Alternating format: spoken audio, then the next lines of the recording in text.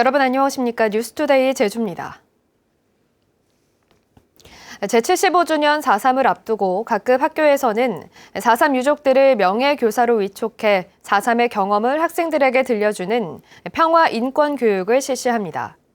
하지만 유족들의 고령화가 갈수록 심화되면서 올해부터는 전문가 과정을 이수한 교사들이 함께 수업을 진행하는 방식이 도입됩니다. 홍수현 기자입니다.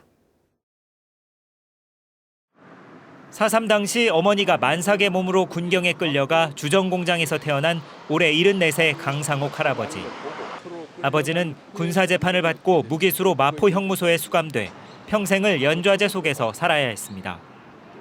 지난해 70여 년이 흘러서야 직권재심을 통해 아버지의 무죄 선고를 받은 강 할아버지는 후세에 자신의 이야기를 알려야겠다고 마음먹었습니다. 말 모르게 어디 하소연할 데 없이 전부 다 사라져간 분들이 그 생각을 좀 이제 그 후손들이 좀 생각해 볼 수 있는 그런 점을 말씀드리고 싶습니다. 강 할아버지처럼 올해 처음 명예교사로 위촉된 4.3 유족 5명을 포함해 4.3 평화 인권 교육을 맡을 명예교사는 50명. 초중 고교 63곳에서 4.3을 겪은 생생한 이야기를 전하는 등 평화와 인권 교육을 실시하게 됩니다. 하지만 명예교사 대부분이 70대 이상 고령자이다 보니 여러 학교를 돌며 긴 시간 수업을 진행하기 어렵고 더 이상 후보 교사를 찾기도 쉽지 않다는 지적이 이어져 왔습니다. 이에 따라 올해 처음으로 4.3 평화 인권 교육에 전문가 교사 제도가 도입됩니다. 2년 전부터 4.3 전문가 연수를 통해 육성한 교사 25명을 명예교사와 함께 투입하는 겁니다. 수업은 전문가 교사의 설명에 명예교사의 증언을 이어가는 순서 등으로 진행되고 초등학교에서는 인형극으로 증언을 풀어가는 방식도 진행됩니다. 전문가 과정 연수를 받고 있는 이 선생님들의 수를 좀 늘려가지고 필요한 학교에 그렇게 강사 선생님으로 대체하도록 하고 있습니다. 또 4.3 평화교육 10년째를 맞는 내년에는 청년 유족들을 명예교사로 위촉해 수업을 더 다양화할 계획입니다. MBC 뉴스 홍수현입니다. 다음 달 3일에 봉행되는 제75주년 제주 4.3 희생자 추념식에 윤석열 대통령이 불참하는 것으로 확인됐습니다. 제주도는 윤석열 대통령이 방일과 방미 관련 일정 때문에 이번 추념식에 불참한다고 최근 정부가 구두로 통보했다고 밝혔습니다. 이번 4.3 추념식에는 윤 대통령 대신 한덕수 국무총리가 참석할 것으로 예상됩니다. 그동안 4.3 유족회와 오영훈 도지사 등은 기자회견을 통해 윤 대통령의 추념식 참석을 계속 요청했었는데 이번 불참 결정으로 보수 정권 최초의 대통령 추념식 참석도 무산됐습니다. 제주도는 4.3 희생자 보상금 신청 과정에서 제1본 4.3 희생자와 유족들이 소외되지 않도록 4.3 전담 인력 1명을 채용해 일본 오사카에 배치했다고 밝혔습니다. 또 다음 달 중에 도쿄와 오사카를 방문해 닷새 동안 보상금 신청을 받을 계획입니다. 지난해 6월 이후 4.3 희생자 보상금 신청 대상자 4,617명 가운데 86%인 3,953명이 지금까지 접수를 마쳤습니다. 최근 학교나 직장 때문에 다른 지방으로 떠나는 청년이 늘어나면서 제주 지역의 청년 인구는 줄어들고 있습니다. 제주도가 청년들의 교육부터 취직, 집 장만까지 종합적으로 지원하는 제주형 청년 보장제를 추진하기로 했습니다. 조인호 기자입니다. 현재 제주 지역 20, 30대 청년 인구는 16만 4천여 명. 2년 만에 8천여 명이 줄었습니다. 제주로 들어오는 청년보다 다른 지방으로 떠나는 청년이 늘었기 때문입니다. 제주를 떠나는 이유는 교육이 절반 가까이를 차지했고 직업 또는 취업과 자격시험 준비도 많았습니다. 제주도가 제주형 청년 보장제를 발표하는 자리에서도 청년들은 현실적인 문제들에 관심을 보였습니다. 청년들이 원하는 일자리 창출에 대한 도의 정책 방향에 대해 궁금합니다. 이 부분에 대해서 설명해 주시면 감사하겠습니다. 청년의 삶의 질과 안정적인 생활을 하기 위해서는 그 주거 부분이 매우 큰 비중을 차지하고 있다고 생각을 하는데요. 제주형 청년 보장제는 청년의 생애 주기에 맞춰 필요한 부분을 지원하는 정책입니다. 사회에 진입하는 탐색기에는 기업의 수요를 반영한 인력을 양성하고 대학의 핵심 역량을 강화하며 구직부터 직장에 들어가는 사회 진입기에는 청년을 고용한 기업의 임금을 지원하고 청년들에게는 창업 자금을 빌려주며 직장에서 정착하는 안정기에는 재형 저축으로 목돈을 마련하고 시세의 반값인 청년 원가주택에 살 수 있도록 한다는 것입니다. 제주도에서 수도권으로 가지 않더라도 외국으로 가지 않더라도 제주도에서 부모님과 함께 살 수 있는, 여기서 결혼해서 아이 낳고 행복하게 다음 세대까지 살아갈 수 있는 이런 꿈을 꿀 수 있는 겁니다. 제주도는 올해부터 2027년까지 청년 보장제에 5,500억 원을 투자하겠다고 밝혔습니다. 하지만 117개 세부 사업 가운데 새롭게 시작하는 사업은 25개뿐이고 나머지는 이미 해오던 사업들이어서 청년들이 변화를 체감하는 데에는 한계가 있을 거라는 지적도 있습니다. MBC 뉴스 조인호입니다. 제주대학교 병원에서 진료 과실로 뒤늦게 백혈병을 진단받았다며 환자가 억울함을 호소하고 있습니다. 의료사고가 반복되고 피해자들의 고통은 커지고 있지만 이들을 구제하기 위한 제도 개선은 이루어지지 않고 있습니다. 이따금 기자입니다.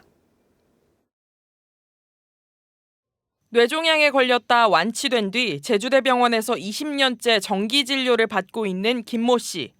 지난해 11월 근육통 때문에 방문한 정형외과 의원에서 혈액검사 결과 백혈구 수치가 너무 높다며 큰 병원에 가보라는 말을 들었습니다. 곧장 제주대병원을 찾아 혈액검사를 한 김 씨는 충격적인 결과를 들었습니다. 만성 골수성 백혈병 진단을 받은 겁니다. 김 씨는 지난해 제주대병원에서 4차례나 혈액검사를 했는데도 발견하지 못했다며 분통을 터뜨립니다. 지난해 2월 백혈구 수치가 15,000여 개에서 8월에는 89,000여 개로 11월에는 14만 8천여 개로 급상승합니다. 정상 수치 한도인 10,000개보다 14배 이상 높았는데도 병원 측은 발견하지 못했습니다. 3번이나 그 검사를 해서 이상 수치가 나왔음에도 알려주지 않는 그 시스템에 정말 문제가 있다고 생각하고, 현재 백혈병 급성기에 접어든 김 씨는 골수 이식까지 해야 하는 심각한 상황. 제주대병원은 김 씨에게 메일을 보내 백혈구 수치 이상을 확인하지 못한 점에 대해 사과했지만 백혈병과의 인과관계는 법률적 판단이 선행돼야 한다고 밝혔습니다. 김 씨는 한국의료분쟁조정중재원에 조정 신청을 할 계획이지만 제대로 보상받을 수 있을지 걱정입니다.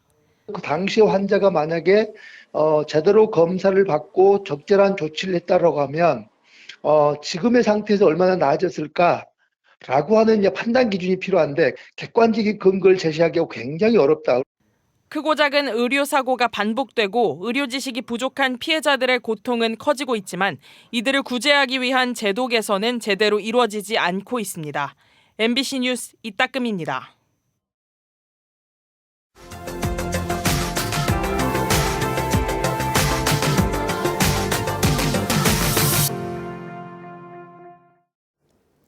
한국전쟁 당시 인민군에게 부역했다며 민간인들에 대한 집단 학살이 있었는데 우리 역사의 아픔이기도 합니다.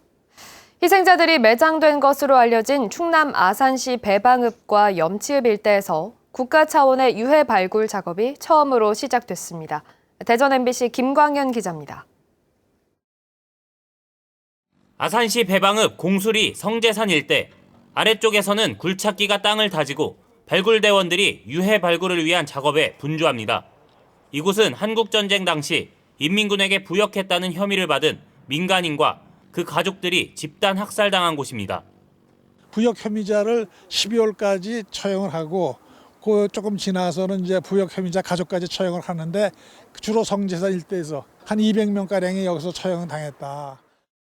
진실 화해를 위한 과거사 정리위원회는 아산시 배방읍과 염치읍 일대 두 곳에 대한 유해 발굴에 나섰습니다.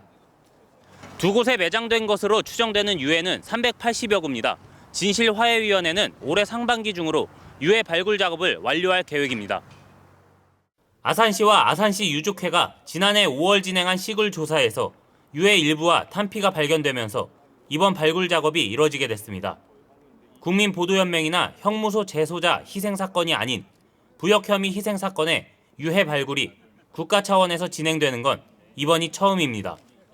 진화위 1기 때는 아시다시피 이 부역 혐의 관련된 사건도 적을 뿐더러 기간도 짧았기 때문에, 그리고 그 부역 혐의 사건 관련해서는 처음 국가기관에서 발굴을 진행하는 그런 상황입니다. 유해 발굴 작업 이후에는 유전자 감식과 분석 등을 통해 유족을 찾을 계획입니다.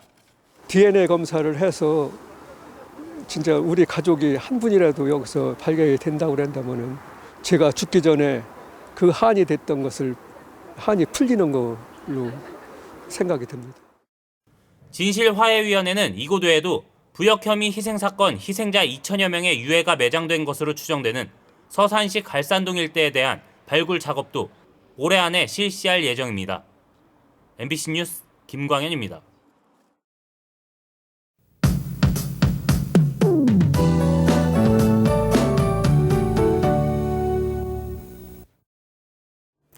겨울에서 봄으로 넘어가는 시기인 만큼 기온 변화가 이어지고 있습니다. 어제는 남서풍의 영향으로 낮 기온이 22도까지 오르면서 참 따뜻했는데요. 하루 사이 바람의 방향이 북풍으로 바뀌면서 찬 공기가 조금 내려오고 있습니다. 오늘 어제보다 기온이 3에서 7도가량 떨어져서 낮 기온 13도 안팎에 그치겠고요. 예년 이맘때 봄 날씨를 보이겠습니다. 환절기 감기 조심하시기 바랍니다. 내일은 봄비가 내리겠는데요. 제주 남쪽 바다를 지나는 기압골의 영향을 받겠습니다. 비가 많이 오진 않겠고요. 토요일 새벽까지 5에서 10mm 정도 내리겠습니다. 오늘 오전까지는 바람이 강하게 불겠고 구름 낀 가운데 맑은 날씨를 보이다가 저녁부터 차차 흐려지겠습니다. 제주의 미세먼지 농도는 보통 정도를 보이겠습니다. 아침 현재 기온 어제와 비슷하거나 조금 낮게 시작하고 있습니다. 북부와 서부 지역 8도, 남부 지역 13도를 보이고 있고요. 낮 최고 기온은 북부와 서부 지역 13도, 동부 지역 14도겠고 남부 지역은 17도까지 올라 가장 온화하겠습니다. 도서 지역도 맑은 날씨를 보이다가 저녁부터 흐려지겠고요. 바람이 많이 부는 비양도와 우도, 추자도는 낮 기온 12도 안팎에 그치겠습니다. 제주 서부 앞바다와 제주 남쪽 먼바다로 바람이 점차 강해질 텐데요. 제주 남쪽 먼바다로는 풍랑주의보가 발효 중이고요. 물결이 4m까지 매우 높게 일겠습니다. 비가 그친 뒤에 이번 주말에는 맑고 예년 이맘때 포근한 봄 날씨를 보이겠습니다. 다음 주 화요일과 수요일 사이에는 또 한 차례 비가 내릴 것으로 예상됩니다. 기상정보였습니다.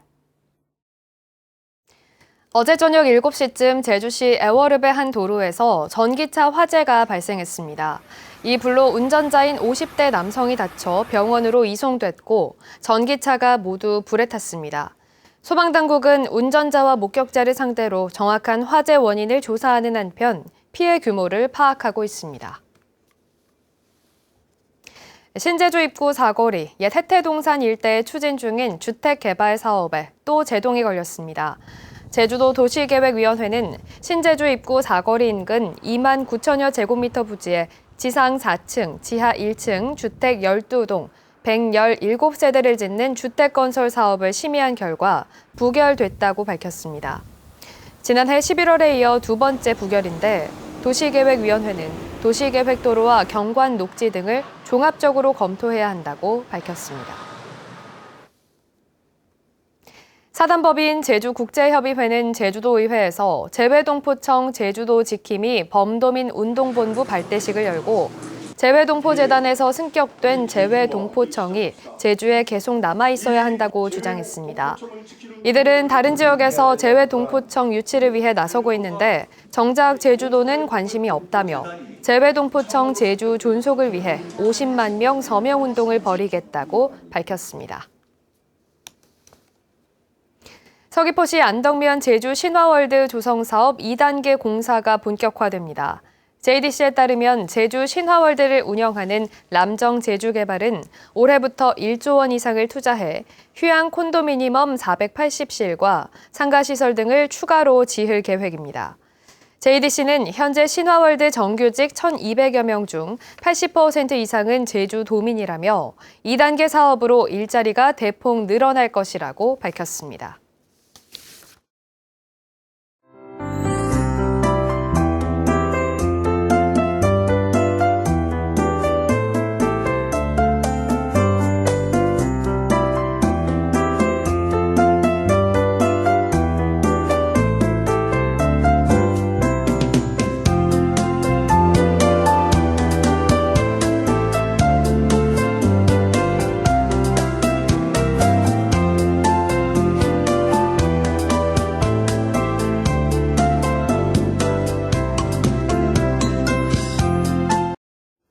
목요일 아침 뉴스투데이 제주를 마칩니다. 여러분 고맙습니다.